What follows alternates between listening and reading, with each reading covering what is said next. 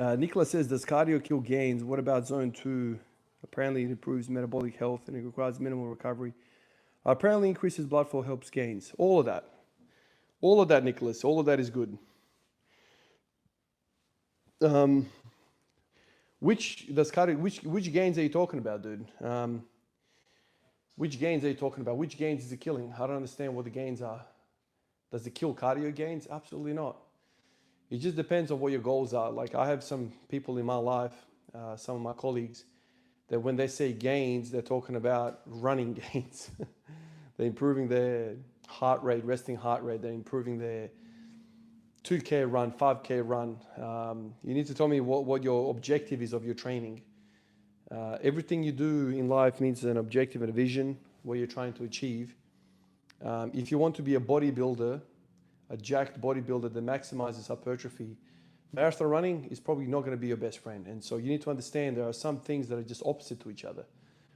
You cannot be a pilot, for the Air Force, for your nation's Air Force, and also be a YouTuber with 1 million followers, and also have a farm where you grow vegetables and you work 50-hour week there. And also you're a teacher at the local school and you're teaching mathematics. Those things are not possible because all of these things take essentially full-time effort to achieve and to maintain and to keep going on. And so a lot of these things need to be defined very, very well. You need to understand where you're headed. You need to understand that hot and cold are two opposites.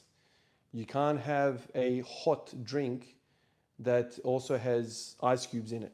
That shit doesn't work, man. It's one or the other, dude. Like, you want a cold drink or do you want, a cold drink or whatever?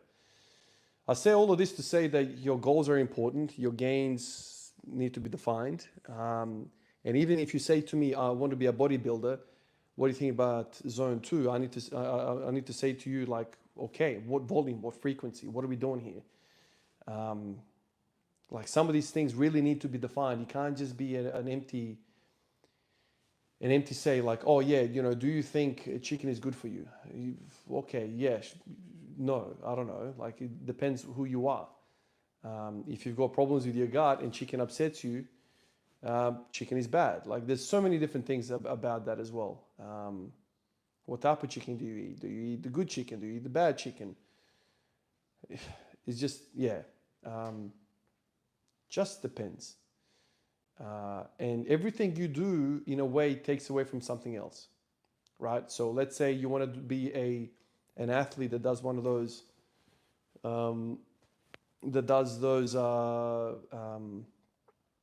what's it called? Dual athletes. What are they called? Hybrid athletes. They want to do marathon running and they also want to do powerlifting. That is perfectly well. That is a very hard balance to strike, but you can do that. However, you need to understand that one takes away from the other. Marathon running, I have friends that that's what they do. Like, literally, that's what they do. And they train, 20 hours a week, right? That is a lot of time dedicated to that. And then how many hours a week do you want to put into bodybuilding? 2? 5? Do you know what I mean? Right, so you're going to do 5 hours of bodybuilding that's going to get eaten up by the marathon running? Or do you do 25 hours of marathon running and don't run sore? You're not going to be sore when you do that. Or do you do 25 hours of bodybuilding? Now, each of these singular goals will have better outcomes for those singular groups. When you start to merge two opposite poles, it starts to get very, very shady, especially when you're a natural athlete. Once again, a lot of us are being completely confused by what we see online, by these guys who are juicing and pinning. When you start pinning, you start to blur some of the possibilities. Some of these lines start to get blurred because,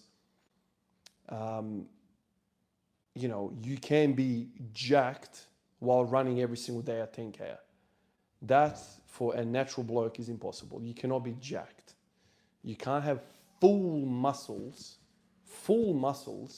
while also running 10Ks every single day. Those two things just don't make sense. So the dead giveaway in a lot of these circumstances is if you see a lean guy with full muscle bellies, something is wrong. Something is wrong. Something is very, very unusual. right? And all you need to do is look at the marathon runners. The really, really successful marathon runners are not jacked.